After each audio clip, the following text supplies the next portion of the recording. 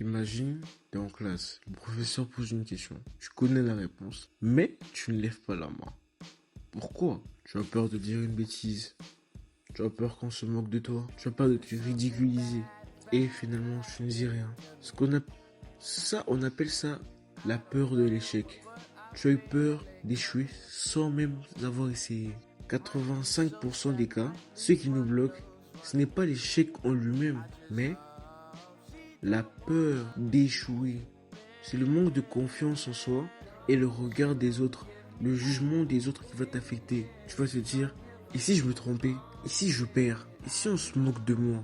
Au lieu de tenter, tu recules. Mais ce qu'on oublie, c'est, si tu ne tentes rien, tu perds déjà. Regarde autour de toi. Les personnes qui ont réussi aujourd'hui ont déjà échoué hier. Un basketteur qui rate ses shoots, un entrepreneur qui rate un investissement, un étudiant qui se trompe pendant un examen. Mais chaque échec aide à se reconstruire et revenir plus fort. Revenons dans la situation de la classe. Qu'est-ce que tu as perdu ce jour-là? Juste une réponse. Ce que je peux te dire, non? Tu n'as juste pas répondu à la question. Mais c'est faux. Tu as perdu une chance, une réelle chance d'apprendre, d'avancer, de te rapprocher de la personne que tu veux devenir. Aie confiance en toi.